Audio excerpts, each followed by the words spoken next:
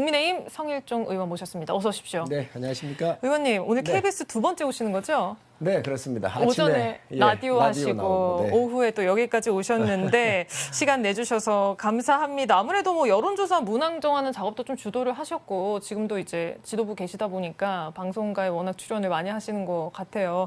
의원님, 지금 당원 투표 모바일로 진행하고 있는데 투표율이 일단 11시 기준으로 20% 넘었다고 하더라고요. 지금은 몇 %인지 혹시? 2시 현재 38%가 좀 넘었습니다. 38%요? 네, 이거 38.02%. 예상치보다 어느 정도예요? 2차가 우리가 마무리가 됐었을 때 49%였거든요. 네, 49.9%. 내일까지 이틀간 하잖아요. 네. 근데 오늘 2시 현재 38%가 넘은 걸로 봐서는 아주 그냥 우리 그냥 젊은 청년들이 얘기하듯이 대박을 친 거죠. 정말 흥행에 성공을 했고 많은 당원들이 참여를 해서 네. 2차보다는 훨씬 뛰어넘는 아주 깜짝 놀랄 그런 수치가 될 거로 예상을 하고 있습니다. 사실 5년 전에 이 책임당원 투표율이 20%가 안 됐었잖아요. 그렇습니다. 예. 18%. 그때도 이제 의원으로서 대선 경선 이제 지켜보셨는데 분위기 완전히 다르겠어요? 이제 어떻게 그 당시 가장 19대하고 네. 이번에 20대 대통령 선거잖아요. 그리고 그 당시에는 탄핵을 또 당했었고 그때 그랬죠. 이번 같은 경우는 아주 또 이 후보들 간의 모든 게 치열합니다. 그리고 흥행에 성공을 했기 때문에 네. 흥행에 성공한다는 것은 참여율이 높다는 거지요. 그만큼 관심이 높다는 거지. 네. 아마 그걸 반증하는 것 같습니다. 각 후보의 지지자들이 완전 막 다 결집해가지고 모바일 투표에 좀 참여하고 있는 그런 양상으로도 좀 보이는 것 같은데요. 자, 투표율이 굉장히 높은 편이에요. 거의 역대급 투표율은 거의 기정사실화된 것 같은데 의원님 이제 저희가 오셨으니까 솔직하게 이 높은 투표 열기 어떤 후보한테 좀 유리할까요? 선관위를 맡고 있기 때문에 말씀 그걸 못 말씀드리기가 참 어려운데 네. 아마 모든 후보들뿐만 아니고 당원들 자발적으로 이번에는 우리가 정권 교체를 좀 해야 되겠다. 그래서 이 가장 중요한 것은 정권 교체에 대한 우리 국민들의 열망이 투표 열기로 나타나는 거 아닌가 싶습니다. 그렇군요. 알겠습니다. 지금 서울시장 선거 이후로도요. 책임당원이 굉장히 늘어가지고 지금 54만 명? 59만 명. 59만 예, 명 약 정도 60만 된다고 명 정도 되죠. 하더라고요.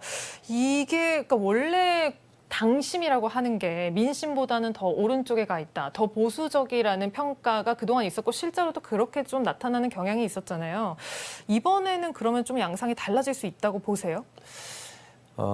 야든 여든 네. 각 당의 당원들은 비교적 일반 국민보다는 지지색이 뚜렷하다고 봐야지요. 그렇죠. 그것은 네. 다 공이 똑같습니다. 그렇지만 책임 당원으로서 당비를 내고 또 여당은 권리당원으로서 그 당비를 내고 있기 때문에 예. 그에 대한 당원으로서의 의무를 주는 게 투표권 아니겠습니까? 그렇기 그렇습니다. 때문에 네. 비교적 일반 국민보다는 좀 당에 대한 지지가 좀 더 콘크리트한 분들이다 이렇게 좀 보여지고요. 그렇지만 이번에 이제 저희 같은 경우는 좀 더 열어서 20, 30, 40까지 이런 그 저연령층의 많은 분들이 참여를 좀 해주신 게 특징입니다. 많이 참여를 하고 있다. 실제로 신규 가입자 중에 저연령대가 좀 이준석 대표가 이제 당대표로 네. 당이 혁신되는 모습을 보고 네. 야, 우리도 좀 참여해야 되겠다. 그래서 이 젊은 세력들이 많이 들어오셨지. 이제 그분들이 어떤 선택을 하는지가 이번 경선에서 좀 결과적으로 드러나게 될 거라는 그런 생각이 듭니다. 자, 의원님 근데 수요일부터 일반 국민 여론조사 하는데 그 여론조사 문항을 정하는 역할을 이제 주도적으로 하셨잖아요. 단장으로. 고생 많으셨습니다. 뭐 3번에 걸쳐서 캠프에 막 의견을 수렴했다 이런 얘기도 있던데 어쨌든 문항은 확정이 됐고요. 지금 각 캠프들은 그걸 다 수용을 완전히 다 하신 상태인 거죠? 그렇습니다. 예. 불만을 제기하시는 분들은 이제는 없고. 예. 그 과정에서 어느 캠프가 가장 좀 속을 많이 썩였나요? 아무래도 선관이라고 하는 것은 어느 캠프에도 속하지를 않잖아요. 네. 가장 중립적으로 일해야 한다고 보고 두 분이 나눠졌어요. 맞아요. 그래가지고 사지선다냐, 그렇습니다. 뭐 가상대결이냐.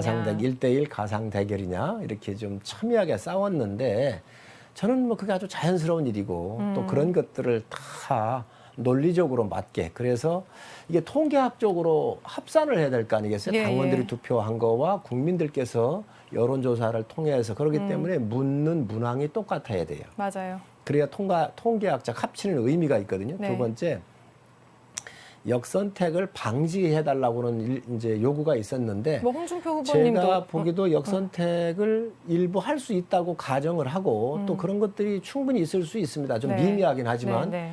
그런데 이런 것들이 학문적으로 증명된 바가 없어요. 세계적으로. 네. 그렇기 때문에 역선택을 방지하자라고 하는 이거에는 100% 동의하기가 좀 어려운 면이 있습니다.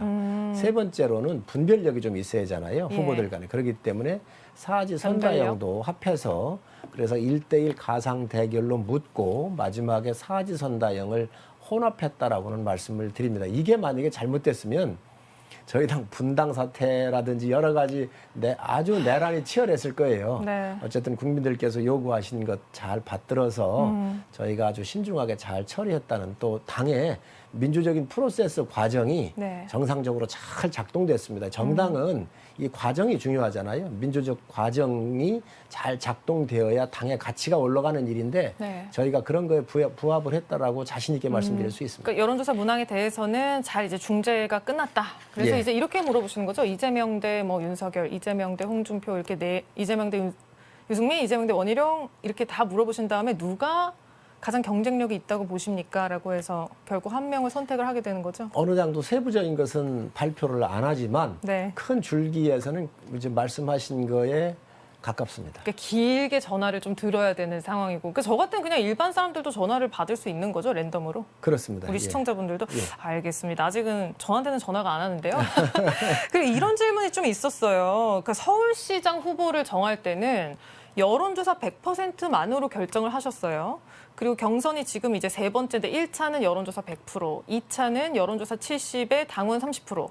근데 이제 마지막 단계에서 당원 여론조사 50대 50으로 합산을 하기로 일찌감치 결정을 하셨어요.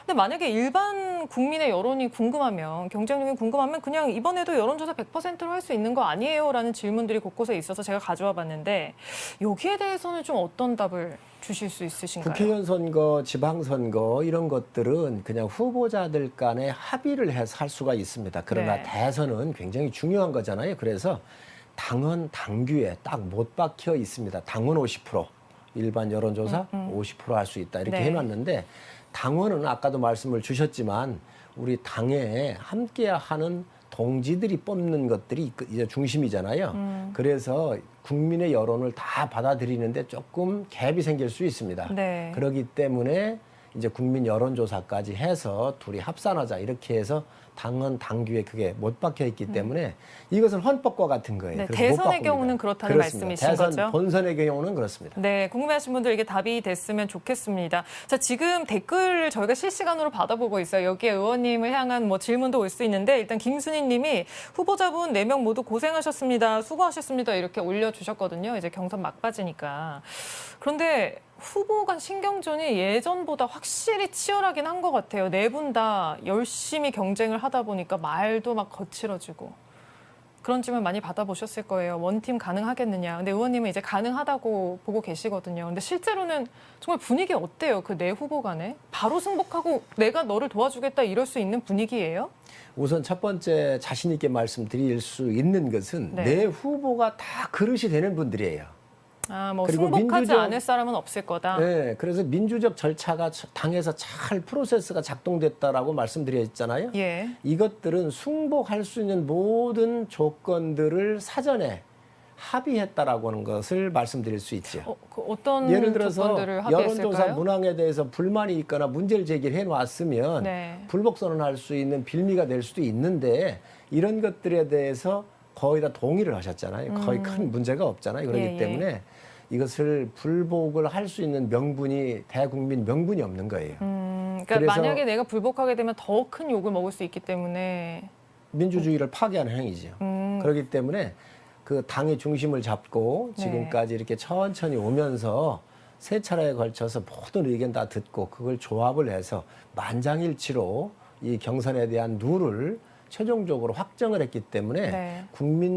만약에 여기서 불복을 하면 국민적인 심판을 받죠. 그렇기 때문에 그거는 아마 못 하실 거라고 보고요. 제일 중요한 건 후보들의 그릇입니다. 근데 저희 후보들은 제가 볼 때는 이 민주적으로 훈련이 좀 잘 된 분들이고 그릇이 그래요? 큰 분들이어서 네. 저는 큰 문제가 없을 것으로 확신하고 있습니다. 저 가까이서 본 적이 없는데 일단 의원님께서 지켜보신 입장으로 그렇게 말씀을 해주신 걸로 이해를 하겠습니다. 자, 이제 국민의당으로 좀 넘어가 봐야 될 텐데 오늘 오전에 안철수 대표 이제 출마 선언 보셨을 텐데 어제 이제 출마 선언 일정이 확정이 됐어요. 이 출마 시기에 대해서 이 11월 1일에 하는 거에 대해서 당에서는 어떻게 보고 계세요? 저 개인적으로 봤을 때는 안철수 대표께서 대선에 염두에 두고 전에 합당할 때에 여러 형태로 합당에 대한 대표들 간의 합의가 이루어졌음에도 불구하고 당시 합당이 결렬이 됐거든요. 그때 합당 실무단장이셨죠? 그렇습니다. 네. 실무단장으로 나가 있었기 때문에 저는 뭐 예측을 했던 사항입니다. 그래서 뭐 그렇게 놀랄 일은 아니고요. 예. 안 대표께서 대선에 나가시려고 하는구나라고 오늘 그 당시부터 저는 예측하고 있었습니다. 합당 논의가 있었을 때부터 어차피 나올 예정이다. 그러면 사실 합당도 당시에도 어렵다고 이미 생각을 하고 계셨긴 하겠네요. 그러면요. 예, 첫 번째 만나자마자 이 협상이 쉽지가 않겠구나. 그런데 제가 협상 단장으로 나서기 전에 네. 그 이전에 그 주호영 전 권한 대행하고 안 대표하고 만나셨잖아요. 네네. 그래서 인력은 어떻게 할 건지 또 뭐 사무처에 대한 여러 자산이나 이런 것들은 어떻게 통합할 건지 만약에 당을 합친다면 그렇습니다. 네. 그런 것들이 다 이제 협의가 됐었던 상황이죠. 그런데 새로운 조건들이 들고 나오면서 이게 합당이 이제 쉽지가 않았던 건데 예. 그때부터 저는 대선에 출마하시겠구나 이런 생각을 했었습니다. 뭐 놀랍지는 않았다는 말씀이시고 국민의힘 내부 분위기도 좀 그렇긴 할 텐데요. 그런데 어쨌든 뭐 달갑지 않으실 것 같아요. 국민의 입장에서는 그 표가 분산이 되는 거는 뭐 명예학 관하니까. 자, 그럼 의원님은 이렇게 다자구도에서도 국민의힘 후보가 단일화를 안 해도 승리할 수 있다고 보세요? 아니면 그래도 단일화는 반드시 해야 된다고 보세요? 안철수 후보가 후보로서 훌륭한 분이시잖아요. 뭐 야권으로서 또 나와서 분열에 대한 책임도 있고 하지만 예. 뭐 후보로서 괜찮은 분이고 또 나라를 생각하는 것들을 근본적으로 갖고 계실 거라고 봐요. 네. 지금 정권 교체가 국민이 요구하는 시대적 정신인데 지금 나라가 곳곳에 다 망가지고 또 여권 후보조차도 지금 도덕성에서부터 부패 연루된 문제에서부터 뭐 조폭 연루설까지 함께 지금 뭐 묶여져 있잖아요. 이런 상황 하에서 국가 지도자를 어떤 사람을 뽑아야 되는지에 대한 국민적 요구 사항을 저는 정확하게 알고 계실 거다. 안철수 대표가. 그렇습니다. 그렇기 때문에 앞으로 이 캠페인 과정에서 정치는 생물이니까 예. 어떠한 경우에도 올바른 선택을 하실 거로 저는 기대를 하고 있습니다. 그 올바른 선택이 결국 합쳐야 된다. 어느 쪽으로든. 저는 뭐 그런 가능성도 얼마든지 열어놓고 또 그런 부분에서 서로 의견을 조율해갈 필요가 있다라고 생각을 합니다. 그 과정이 좀 쉽지는 않을 것 같다는 생각은 드네요. 그런데. 또 다른 파이가 있는 거니까요. 합칠 때 시너지를 생각해 보면 지금 대선 출마하신 게 누구로 합치든 뭐 네. 그렇게 나쁠 것 같지는 않다. 나쁘지는 않다. 예, 뭐 그것도 나름대로 있으니까 그 상황을 어떻게 잘 정치 지도자들이 국민의 요구를 받들어서 이것을 수렴하고 네. 또 합의해내느냐가 중요한 거기 때문에 그렇군요. 앞으로 뭐 지난한 과정은 있겠지만 그런 시도를 적극적으로 해야 한다고 생각을 합니다. 그 지금 보면은 그러니까 합당 논의가 결렬이 여름에 됐잖아요. 그 이후에도 그럼 국민의당 쪽하고 뭔가 물밑에서 합당까지는 아니더라도 뭐 대선 때 어떻게 하자 이런 대화가 오가기는 했었나요? 아니면 이제 다 끊겼나요? 아닙니다. 그런 것들은 오고 간 적이 없죠. 왜냐하면 안철수 대표께서 출마하신다든지 이런 의사표시가 예. 없었기 때문에 그런 걸 아예 없었습니다. 그렇군요. 알겠습니다. 이제 2개 정도 더 질문을 드리고 마무리할까 하는데요. 의원님 그 지난달 24일에 김동연 전 부총리 새물결 창당 발기인대회 참석하셨더라고요. 이준석 대표랑 같이. 그래서 그때 좀 놀랐어요. 국민의힘 의원 지도부가 앞에 이렇게 막 앉아 계셔가지고 그럼 어떻게 가시게 된 거예요? 새로운 또 물결을 일으키고 시도를 하는데 당이 가서 축하해 주는 게 맞지요. 가는 그래요? 방향이 네. 틀리든 또 같을 수도 있고 그러면서 거기서 합일점을 찾는 것이고 또 김동연 부총리는 경제 전문가이자 예. 삶의 스토리를 갖고 있는 훌륭한 지도자입니다. 그렇기 때문에 저도 개인적으로도 좀 잘 잘 알고요. 아시죠? 예전에 예, 상임위 그렇습니다. 활동하실 때도. 그렇습니다. 예. 나중에 국민의힘이 김동연 전 부총리에게도 함께 하자 이렇게 손을 내밀 수 있나요? 이제 그런 것들을 다 상상력으로 만들어내는 것이 정치니까 그런 가능성은 얼마든지 열고 가야 된다라고 네. 생각을 합니다. 지금은 일단 출발하는 단계이니까 예. 알겠습니다. 의원님 그런데 지금 대선 경선이 너무 혼탁하다. 정책이 하나도 안 보이고 다들 막 말이 너무 험하다. 그래서 사람들이 이 뽑을 사람도 없고 막 너무 속상하다. 이 정책을 좀 보여주면 안 되냐 이런 댓글들이 좀 많더라고요. 본선에서는 좀 달라질 수 있을까요? 옛날에 그 이명박 대통령 같은 경우에는 이제 한반도 대운하 같은 이런 정책적 이슈로 상당 부분 끌고 간 적도 예. 있었죠. 근데 이번 대선은 봐보니까 우선 여당 후보의 부정부패와 관련되고 너무 문제들이 많아요. 그러니까 이거를 상임이나 국회나 또 이 여야 공수에 있어서 치고받는 게 너무 크기 때문에 다른 정책을 내놔도 주목을 받지 못하는 예를 부분이 들면 국민의힘은 있습니다. 계속 대장동 이슈를 끌고 가고 있고 민주당은 또 고발 사주며 뭐 여러 가지를 지금 쌍방으로 이렇게 주고받고 있는 상태가 계속될 거란 말씀이신 거죠? 사실 그것들이 굉장히 큰 거거든요. 정책도 지금 나와 있지만 네.